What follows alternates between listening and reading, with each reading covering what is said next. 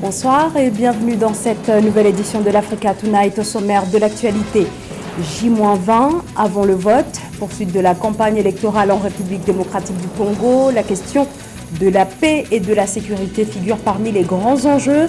C'est précisément le cas pour Constant Mutamba, président de la dynamique progressiste révolutionnaire, formation de l'opposition. Le commerce intra-africain à l'heure de la zone de libre-échange, un commerce qui peine à décoller, conséquence notamment des contraintes structurelles inhérentes au continent. Mais ce commerce connaîtrait néanmoins quelques progressions, constatent certaines institutions. Les conséquences du changement climatique, le continent africain paie le plus lourd tribut. Pour y faire face, l'Afrique doit rassembler plus de financement. Dernière initiative en date alors que se tient la COP28, le lancement de banques vertes destinées à financer l'action climatique. La Haute Cour constitutionnelle de Madagascar valide la victoire contestée du président sortant. La réélection d'Andrade Joël a été confirmée ce vendredi 1er décembre avec près de 59% des voix et un taux de participation de seulement 46%. La Haute Cour, dont la légitimité est contestée par l'opposition, avait au préalable rejeté toutes les requêtes déposées par l'opposition qui exigeaient l'annulation du scrutin présidentiel en raison de multiples irrégularités dans le déroulement du vote et des anomalies constatées sur les procès-verbaux transmis à la commission électorale. L'opposition, dont l'essentiel avait boycotté le scrutin, a réagi au sujet de la validation de la réélection du président Andrade Joël. Elle parle d'un non-événement.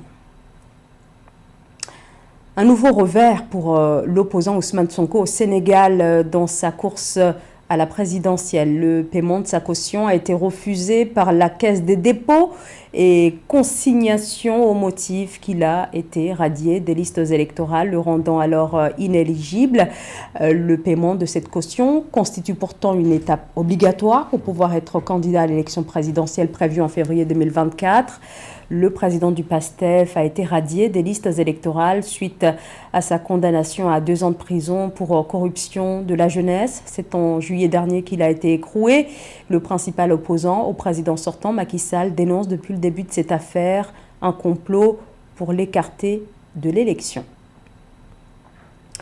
La campagne électorale se poursuit en République démocratique du Congo. Les élections générales, dont la présidentielle, se tiendront le 20 décembre. Pouvoir et opposition sont en ordre de marche pour convaincre les 44 millions d'électeurs. 23 candidats sont en lice pour le scrutin présidentiel. Gros plan sur l'un des candidats. Il s'agit de Constant Mutamba, président de la dynamique progressiste révolutionnaire de l'opposition. Il se présente comme l'homme de la rupture. Philomène Tine. Candidat numéro 2 au scrutin présidentiel du 20 décembre 2023 en République démocratique du Congo, RDC, coordonnateur du groupement politique dynamique progressiste révolutionnaire, Constant Mutamba, 35 ans, est le plus jeune des candidats à l'élection présidentielle congolaise de 2023. Avocat au barreau de Kinshasa, Constant Mutamba se présente comme le candidat de la rupture. Il se dit être réellement la réincarnation de Patrice Emery Lumumba. Nous voulons rompre, une fois élu président de la République, avec les vieux et anciens visages du passé, avec les mauvaises pratiques des gestions actuelles, avec les mêmes idées, avec les mêmes projets, avec les mêmes noms. Nous voulons rompre avec l'insécurité à l'est du pays.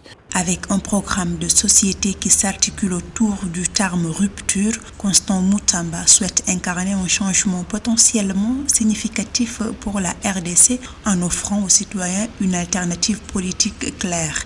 Les réformes institutionnelles qu'il ambitionne de mettre en place sont notamment ramener la présidentielle à 2 tours, limiter le nombre de mandats présidentiels à 1 et les faire passer de 5 à 8 ans non renouvelables, supprimer le poste de Premier ministre et le Sénat. Quant à la sécurité, elle sera le secteur prioritaire de son quinquennat. Une fois élu 6e président de la République démocratique du Congo, je gouvernerai la République sur la base de 3 mots simples. L'égalité. Je construirai un État où régnera désormais l'équilibre, l'égalité des citoyens. Je vais également construire la République démocratique du Congo, l'État congolais, sur le mot liberté. Nous allons ériger un État de justice.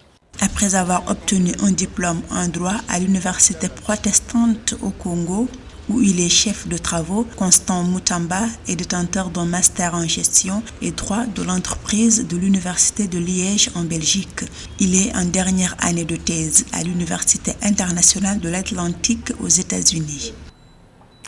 Les violences intercommunautaires restent fréquentes au Tchad. Ces conflits opposent principalement les éleveurs nomades aux cultivateurs.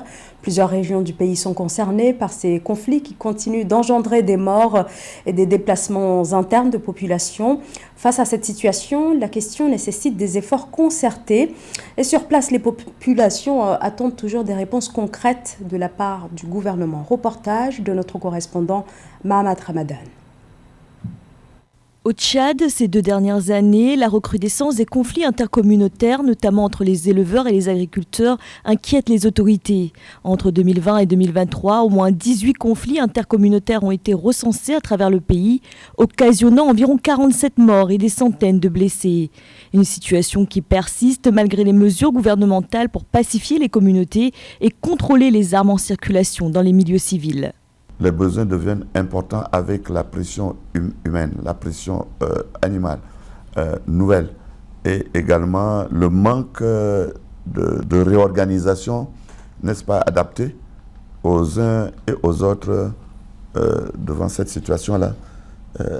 Vous savez, le paysan, il attend qu'on lui règle ce problème-là, hein, par l'autorité qui doit organiser les choses, par l'autorité qui doit arbitrer, par l'autorité qui doit le guider, n'est-ce pas, à cela. Les acteurs impliqués dans la résolution des conflits intercommunautaires appellent les autorités de la transition à renforcer les collectivités autonomes pour prévenir les affrontements meurtriers. Une disposition saluée par la classe politique et les organisations de la société civile. Le dialogue a accouché des recommandations et des résolutions, n'est-ce pas, qui sont à la base de la nouvelle constitution qui est en cours d'être soumise au référendum prochain qui va avoir lieu et qui serait la base d'une nouvelle direction de notre État que nous voulons un État de la refondation. Et dans cet État de refondation, nous osons croire que les nouvelles institutions mises en place avec leur rôle, les attributions, et je dirais que des institutions nouvelles importantes. Pour rappel, la transhumance sur le territoire tchadien des bétails des éleveurs venus des pays voisins comme le Soudan, le Niger, le Cameroun et la Centrafrique occasionne souvent des conflits entre les agriculteurs. Le commerce intra-africain sur le continent, les échanges entre les pays ne représentent que 15% du commerce. C'est faible comparé à l'Europe par exemple. En Afrique, il est donc urgent de doper les échanges et c'est justement l'objectif ultime de la zone continentale de libre-échange. Et pour sa part, la Banque africaine d'import-export note néanmoins une progression dans le commerce intra-régional. Le point avec Nana Kamsoukom. L'important potentiel de croissance de l'Afrique est freiné par la faiblesse des volumes d'échanges intra-africains et avec le reste du monde. C'est dans ce contexte que les institutions financières cherchent à briser les barrières commerciales par le biais d'espaces commerciaux tels que la foire commerciale intra-africaine créée en 2018. Un rapport daté de 2022 de la Banque africaine d'import-export a révélé que les échanges commerciaux intra-africains ont atteint 193,17 milliards de dollars, soit une hausse de 18,6%. Toutefois, malgré cette embellie, les experts estiment que le potentiel du commerce intra-africain est loin d'être exploité. Pour y remédier, Afreximbank prévoit de nourrir des niches telles que l'agroalimentaire.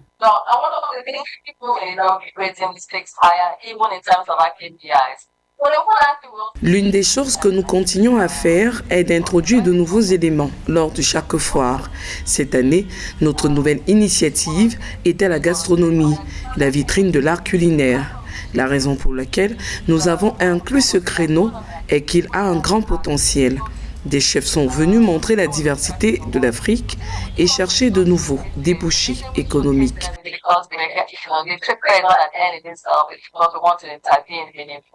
Au cours des 2 premières éditions de l'IATF, 2500 exposants issus de 77 pays et plus de 74 milliards de dollars de transactions ont été enregistrés. Pour Olusegun Obasanjo, président du Conseil consultatif de l'IATF 2023 et ancien président de la République fédérale du Nigeria, cette foire est une mine d'opportunités que les pays africains devraient saisir. Le programme des acheteurs africains est présent parce que nous avons compris que pour que les Africains investissent, il faut qu'ils aient des acheteurs. C'est l'une des principales réussites de la foire commerciale. Nous avons également lancé un certain nombre d'autres initiatives dont la plupart concernaient le secteur financier. Dans cette dynamique d'amélioration des échanges entre pays africains, Afreximbank compte jouer un rôle de premier plan. D'après la conférence des Nations Unies sur le commerce et le développement, la ZLECAf pourrait stimuler les échanges commerciaux intra-africains d'environ 33% et réduire de 51% le déficit commercial du continent. Si l'Afrique n'est responsable que de 2 à 3% des émissions mondiales de gaz à effet de serre, le continent subit de plein fouet les effets dévastateurs du changement climatique. Mais difficile de prendre le virage vers les énergies renouvelables à cause du manque de financement. Alors, afin d'y remédier, la mise en place de banques vertes a été annoncée alors que se tient à Dubaï depuis ce jeudi la COP28. Ces établissements serviront à financer l'action climatique. Mildred Diamou, Sarah Yemele. Un an après son lancement lors de la COP27, l'initiative de la Banque verte africaine à travers la Banque africaine de développement a annoncé le 30 novembre 2023 la création de 4 banques vertes en Afrique pour aider le continent à surmonter les défis de mobilisation du financement climatique. En mettant en place des facilités d'investissement vert dans des institutions financières au Bénin, en Côte d'Ivoire, au Maroc et en Égypte, l'initiative vise à doter les banques locales de capacités techniques nécessaires pour attirer le financement climatique des investisseurs internationaux et nationaux. Bien qu'elle soit l'une des régions du monde les plus vulnérables au changement climatique, l'Afrique ne reçoit que 3% du financement climatique mondial.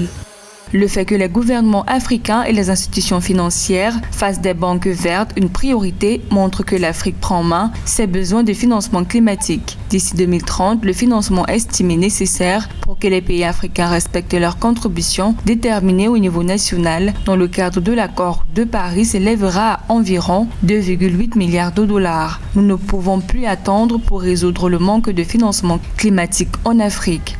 Les pays développés ont promis en 2009 à Copenhague 100 milliards de dollars par an pour aider les pays en développement à lutter contre le changement climatique. Mais ces fonds n'ont toujours pas été reçus. Les facilités d'investissement vert surmontent les obstacles traditionnels à l'investissement, rendant les projets climatiques potentiels plus attrayants et moins risqués pour les investisseurs et les fonds climatiques. À chaque COP, on analyse toujours la même situation. Et on fait les mêmes annonces. À Copenhague, il avait été annoncé 100 milliards de dollars par an pour les pays pauvres et on n'a pas vu cela venir. Et donc, je pense que aujourd'hui, nous sommes à la croisée des chemins et il va falloir aller vers des actions concrètes.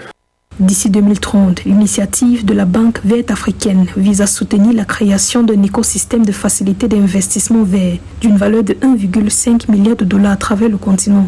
L'objectif est de permettre à chaque banque verte de lever des fonds qui pourront être investis dans des projets climatiques transformateurs et placer l'Afrique dans une meilleure position pour lutter contre le changement climatique.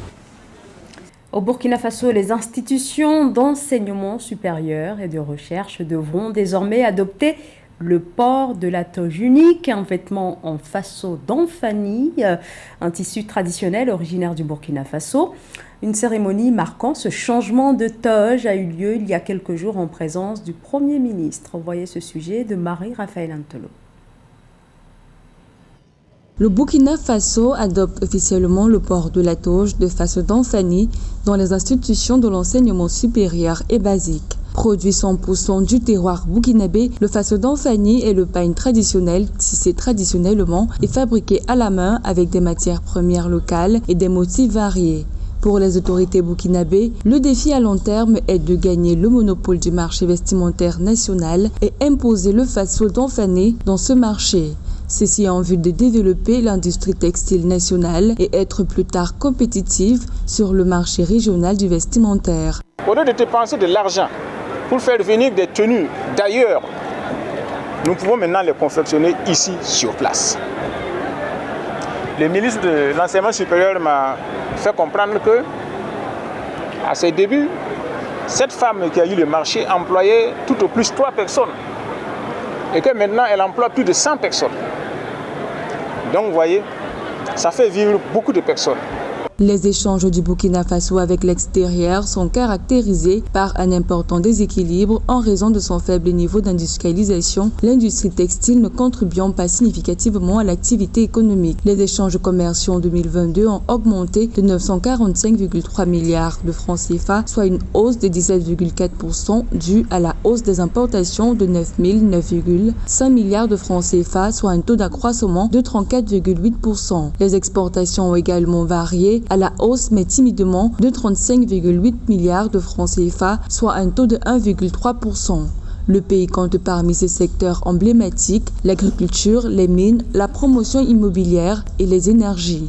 Le professeur burkinabé qui va sortir à l'extérieur avec cette toge reflète déjà son identité. Et c'est les valeurs du Burkina Faso qui vont se refléter. Et je puisse vous assurer que beaucoup d'enseignants de l'extérieur voudront suivre notre exemple. Il faut que nous consommions ce que nous-mêmes nous produisons pour l'intérêt de notre propre peuple, plutôt que de prendre notre argent amené ailleurs. Notons que le Burkina Faso est engagé dans la transformation des produits locaux. Outre la production de toge en faso d'Anfani, le pays a lancé la construction de sa première raffinerie d'or. Pour le Premier ministre burkinabé, tous ces efforts traduisent la volonté du gouvernement de faire de la transformation des produits locaux un véritable levier de l'économie burkinabé. C'était le journal de la rédaction. Merci à vous tous de nous avoir suivis. Restez avec nous sur Africa 24, l'actualité continue.